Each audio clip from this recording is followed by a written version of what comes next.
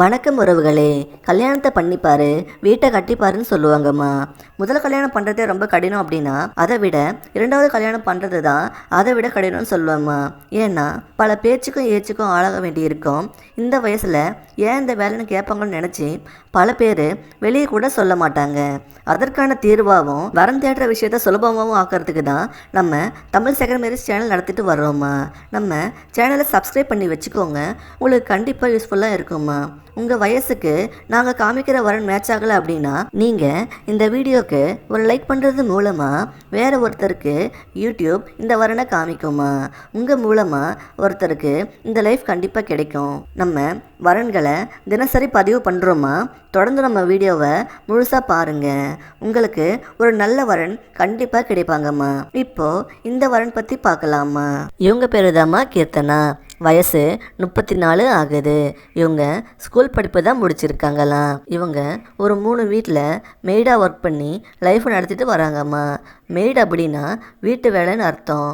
இவங்க அப்பா அம்மா ஒரு பெரிய பிஸ்னஸ்மேன் கிட்ட இருக்க தோட்டத்தை மெயின்டைன் பண்ணிவிட்டு அதில் விளையிற வெஜிடபிள்ஸ் எல்லாம் அவங்க வீட்டுக்கு சப்ளை பண்ணிகிட்டு இருக்க வேலை தான் பார்த்துட்டு வராங்களாம். இவங்க கொஞ்சம் ஏழ்மையான குடும்பம்தாம்மா. இவங்களுக்கு கூட பிறந்தவங்க ஒரு அண்ணன் இருக்காருன்னு சொல்கிறாங்க. அவரும் மேரேஜ் ஆகி தனியாக செட்டில் ஆக்கிட்டாங்களாம். அவர் ஆட்டோ டிரைவராக ஒர்க் பண்ணிட்டு வராராம். இவங்களுக்கு ஒரு பையன் இருக்குன்னு சொல்கிறாங்கம்மா. அவர் ஸ்கூல் படிச்சுட்டு வராராம். இவங்க ஹஸ்பண்ட் கார் டிரைவராக ஒர்க் பண்ணிட்டு இருந்த இடத்துல போதை பழக்கத்துக்கு அடிமையாகி உடல்நிலை மோசமாகி இறந்து போயிட்டாங்களாம்மா.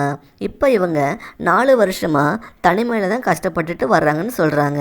இவங்க இப்போ செகண்ட் மேரேஜுக்கு வரன் பார்த்துட்டு வர்றாங்களாம். ஜாதி தடையில்லைன்னு சொல்கிறாங்கம்மா. இவங்களுக்கு சொத்துன்னு எதுவும் இல்லைன்னு சொல்கிறாங்க. மெய்டாக வேலை பார்த்து மாதம் ஒரு 18,000 ரூபா வருமானம் வருதுன்னு சொல்கிறாங்க. வரப்போகிற கணவர் ஒரு நல்ல கேரக்டராக இருக்கணும்னு எதிர்பார்க்குறாங்க.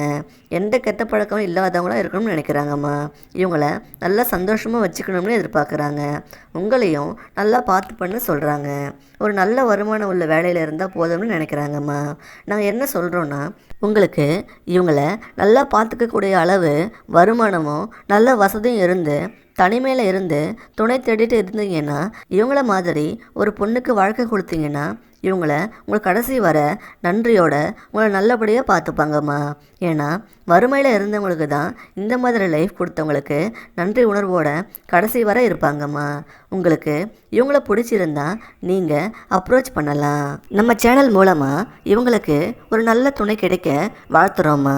இவங்க உங்களுக்கு பிடிச்சிருந்தா லைக் பண்ணிவிட்டு உங்கள் விருப்பத்தை கமெண்டில் தெரியப்படுத்துங்கம்மா. உங்கள் டீட்டெயில்ஸை டிஸ்கிரிப்ஷன் பாக்ஸில் இருக்க ஃபார்ம் ஃபில் பண்ணி நீங்கள் எங்களுக்கு தெரியப்படுத்தலாமா. அடுத்த வரன் பார்க்க இப்போ வர இந்த லிங்கை கிளிக் பண்ணி பாருங்கள். உங்களுக்கு நல்ல வாழ்க்கை துணை அமைய எங்களின் மனமார்ந்த வாழ்த்து.